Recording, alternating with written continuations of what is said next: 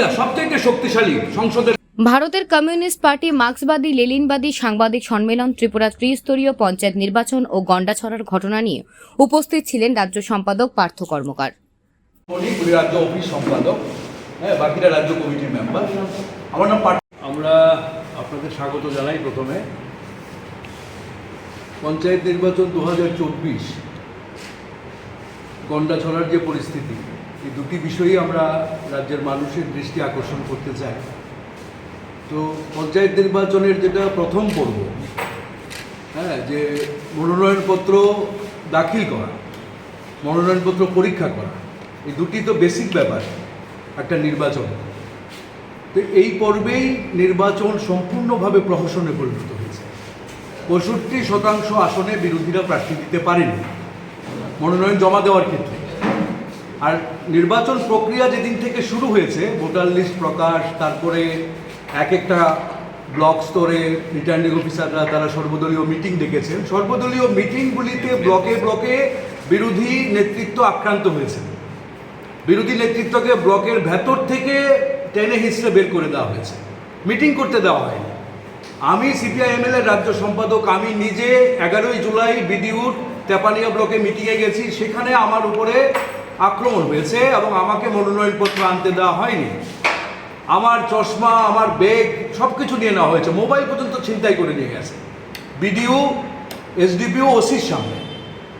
কাজে আমরা সিপিআইএমএল রাজ্য কমিটি আমরা সামগ্রিকভাবে যেটা লক্ষ্য করলাম পরিস্থিতি, যে যেখানে গণতন্ত্র নেই, সংবিধানের প্রতিটি স্তম্ভ যেখানে আজকে বিধ্বস্ত, ডিজিপি, আপনার নির্বাচন যিনি রাজ্য নির্বাচন কমিশনার অফিস থেকে শুরু করে ডিজিপি, এসপি, ডিএম, বিডিও এই পর্যন্ত প্রতিটা স্তম্ভ তারা একেবারে নতজানু হয়ে গেছে শাসক দলের কাছে।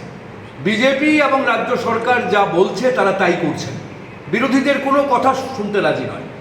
তো বিরোধী মুক্ত করার জন্য নির্বাচনের প্রথম দিন থেকে যেভাবে বিরোধীদেরকে বের করে দেওয়া হচ্ছে, প্রতিটি পদক্ষেপে বিরোধীদের উপর যেভাবে আক্রমণ করা হচ্ছে, জেলা পরিষদের সিপিএমের মনোনীত প্রার্থী দক্ষিণ ত্রিপুরা জেলায় বাদল শীল খুন হয়ে গেছে। একাধিক বিরোধী নেতৃত্ব যারা আক্রান্ত হয়ে হাসপাতালে ভর্তি আছেন, কর্মীরা ভর্তি আছেন। জিতেন চৌধুরী বিরোধী দলনেতা, তিনি নিজে মনোনয়নপত্র দিতে গেছেন তার দলের লোকদের নিয়ে, সাতচান ব্লক, নলছর ব্লক, আপনার পোয়াংবাড়ি ব্লক, সেখানে তার উপরে পাথর নিক্ষেপ করা হয়েছে, ইট নিক্ষেপ করা হয়েছে, ঠিকভাবে দিতে পারেননি। সাতবারের এমএলএ সুদীপ বর্মন, তিনি আক্রান্ত হয়েছেন চাপানিয়া ব্লকে।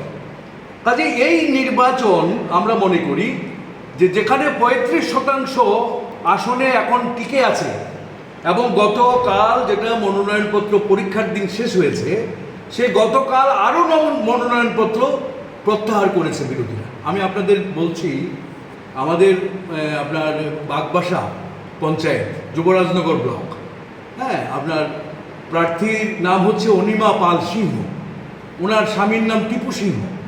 তিনি একটা টমটম চালান, টুকটুক চালান। এই টমটমটাকে ধর্মনগর শহরে আটকে রাখা হয়েছে, সিজ করে নিয়েছে বিএমএস, যে যদি প্রার্থীপদ প্রত্যাহার না করে তাহলে তাকে তার এই গাড়িটি, ই রিক্সাটি দেওয়া হবে না। এখন তারা কমপ্লেন করতে যাচ্ছে ডিস্ট্রিক্ট ইলেকশন অফিসার এবং রিটার্নিং অফিসারের কাছে। এই যেখানে অবস্থা, আজকে যারা 30-35% প্রার্থী আছে তারা বাড়িঘরে থাকতে পারছে না, তাদের কোনো নিরাপত্তা নেই। রাজ্যের উচ্চ আদালত, মাননীয় আদালত ডিজিপিকে নির্দেশ দিয়েছে যে প্রার্থীদের নিরাপত্তা দিতে হবে। কোথাও প্রার্থীদের কোনো নিরাপত্তা নেই, প্রতিটা বাড়িতে আক্রমণ হচ্ছে।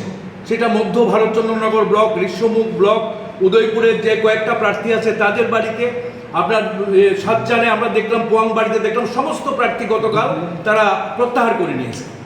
কাজে এই নির্বাচন সম্পূর্ণভাবে প্রহসনে পরিণত হয়ে গেছে।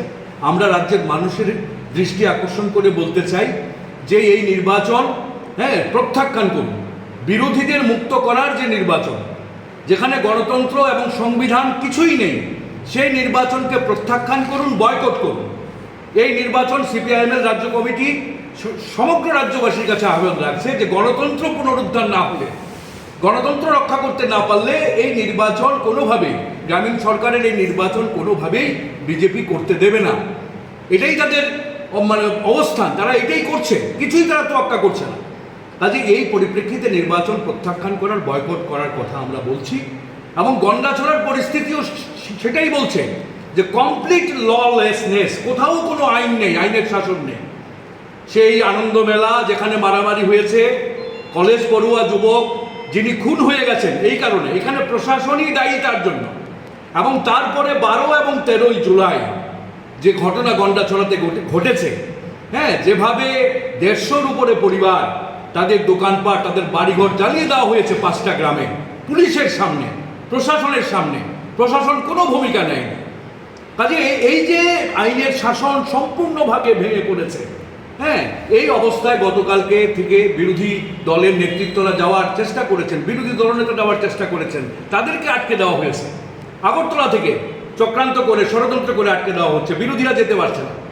এই যেখানে পরিস্থিতি, আমরা বলছি যে গন্ডাছড়ার এই পরিস্থিতিতে জাতি উপজাতি সম্প্রীতির সামনে সবচাইতে বড় চ্যালেঞ্জ উপস্থাপিত হয়েছে।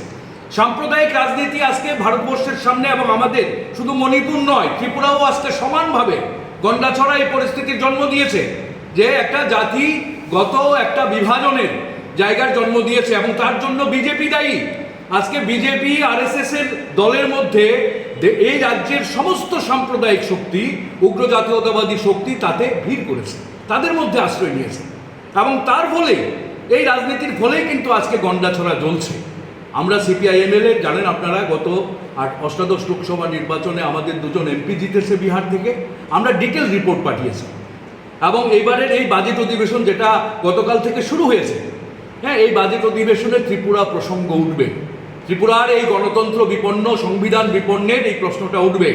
আমরা রাজ্যবাসীর কাছে আপনাদের মাধ্যমে বলতে চাই, বিরোধীরা সবথেকে শক্তিশালী সংসদের ভেতরে, সেখানে মণিপুর নয়, ত্রিপুরাও জ্বলছে মণিপুরের পাশাপাশি। কাজে ত্রিপুরার এই গণতন্ত্রের দাবিতে, সংবিধান রক্ষার জন্য ত্রিপুরার এই লড়াইটা সংসদের ভেতরে এবং এই রাজ্যে ঐক্যবদ্ধ করতে হবে। আমরা দুর্ভাগ্যের সাথে বলছি যে এবারের এই নির্বাচনে, লোকসভা নির্বাচনের পরে ইন্ডিয়া জোট শরিক দলগুলো আলাদাভাবে লড়েছে এই পঞ্চায়েত নির্বাচন। আমরা চেষ্টা করেছি বারবার মিটিং ডেকে যে যাতে ঐক্যবদ্ধভাবে লড়া যায়, কিন্তু এটা আমি বলবো যে এই যে আলাদাভাবে লড়ার ফলে আজকে বিরোধী শক্তির উপরে জনগণ আস্থা রাখতে পারেনি। গ্রামে গ্রামে পঞ্চায়েতে আমি নিজে গেছি, মানুষ চিৎকার করে বলছে যে জোট করে আসুন, আমরা জোট করে লড়ব। কংগ্রেস, সিপিআইএম এর বিরোধী লোকেরা ঐক্যবদ্ধ হয়ে প্রার্থী ঠিক করেছে। এই যে যাদেরকে প্রার্থী দিতে গেছে, মাননীয় সুদীপ রায় বর্মন, জিতেন্দ্র চৌধুরী, সেখানে কিন্তু বিভিন্ন দলের প্রার্থীরা আছে, এক দলের প্রার্থীরা নয়। মানুষ জোট হয়েছে, অথচ উপরে জোট করা যায়নি। যদি জোট করা যেত সেটা 35% নয়, সেটা 65% আসনে বিরোধীরা প্রার্থী দিতে পারত। কাজে আমরা মনে করি সংবিধান রক্ষার লড়াই, গণতন্ত্র রক্ষার লড়াইয়ে আজকে ঐক্যবদ্ধ থাকাটা এবং ইন্ডিয়া জোটকে শক্তিশালী করাটা, এটা যেমন সারা ভারতে জরুরি, সেটা ত্রিপুরা রাজ্যেও জরুরি। কিন্তু ত্রিপুরা রাজ্যে দুর্ভাগ্যজনকভাবে এটা হয়নি। আমরা আপনাদের মাধ্যমে সারা রাজ্যের মানুষের কাছে এটা বলবো, সচেতন মানুষের কাছে, যে ইন্ডিয়া জোটকে শক্তিশালী করুন, গণতন্ত্র এবং সংবিধান রক্ষার লড়াইকে এগিয়ে নিয়ে চলুন, এবং এই রাজ্যে গণতন্ত্র পুনরুদ্ধারের লড়াইটা করতে গেলে সমস্ত শক্তিকে ঐক্যবদ্ধভাবে লড়তে হবে, একদম নিচু স্তর পর্যন্ত। না হলে এই লড়াইয়ে জেতা যাবে না, এই লড়াইয়ে কিছু করা যাবে না। এই আবেদন আমরা আপনাদের মাধ্যমে জনগণের কাছে রাখছি। ধন্যবাদ।